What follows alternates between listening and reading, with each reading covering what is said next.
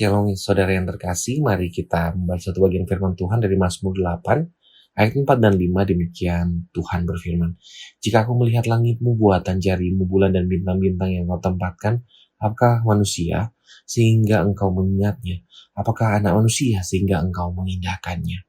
Saudara, ada momen dalam hidup ketika kita diam.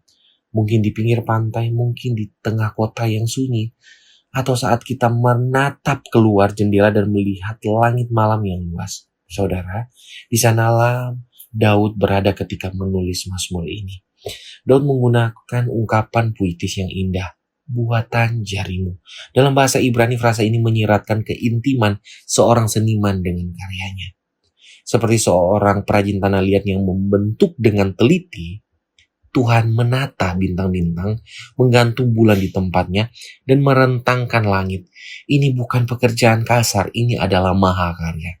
Namun justru dari keindahan yang agung ini muncullah pertanyaan eksistensial Daud. Apakah manusia sehingga engkau mengingatnya? Kata manusia di sini dalam bahasa Ibrani adalah enos, yang secara harafiah berarti manusia yang lemah, rapuh, terbatas, tak berdaya, yang penuh dengan kesakitan. Saudara-saudara, Daud sedang berkata, Tuhan, di tengah luasnya alam semesta buatan jarimu yang sempurna ini, siapakah aku? Aku hanya seorang debu yang lemah dan sementara ini. Kenapa engkau mengingat aku? Nah, saudara, kata mengingat di sini bukan cuma sekedar Allah tahu ada orang yang bernama Daud di sana. Tidak, lebih daripada itu, untuk mengatakan bahwa Allah perhatian, Allah penuh dengan konsentrasi pada waktu dia memperhatikan setiap situasi di dalam momen hidup Daud.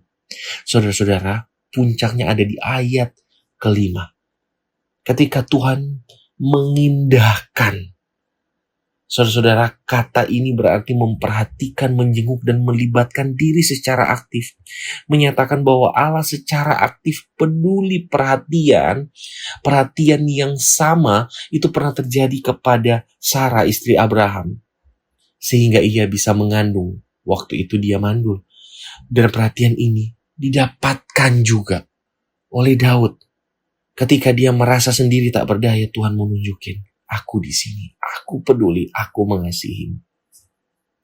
Saudara-saudara, dari firman ini apa yang bisa kita pelajari? Saudara-saudara, ketika masalah datang, hati hancur, masa depan gelap, atau kita merasa tidak berarti, kita cenderung melihat ke bawah. Kita melihat luka kita dan luka itu tampak besar. Namun kita perlu lihat. Daud mengajak kita melihat ke atas, bukan agar masalah kita terlihat kecil dan kita semakin terpuruk, tetapi agar kita melihat betapa besarnya Tuhan yang mengingat dan mengindahkan kita. Jika dia mampu menata bintang dengan jarinya, maka dia pasti mampu menata kembali hidup kita yang kacau dengan tangan yang sama. Saudara-saudara, coba malam ini kita luangkan waktu 5 menit saja di luar ruangan. Atau mengintip dari jendela, pandanglah langit.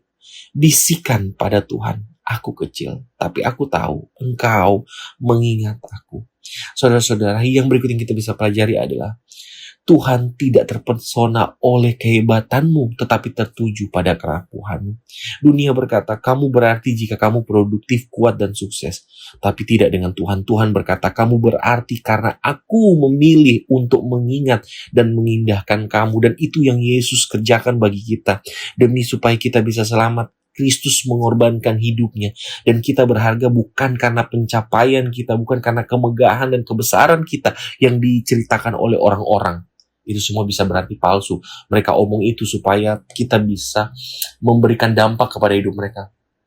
Jadi hubungan lewat ungkapan itu adalah transaksional sekali. Tapi tidak dengan Tuhan. Kita menjadi berharga karena apa yang Tuhan kerjakan bagi kita. Saudara-saudara, Daud menggunakan kata enos, lemah, untuk menggambarkan dirinya. Seringkali kita merasa harus tampil sempurna di depan Tuhan.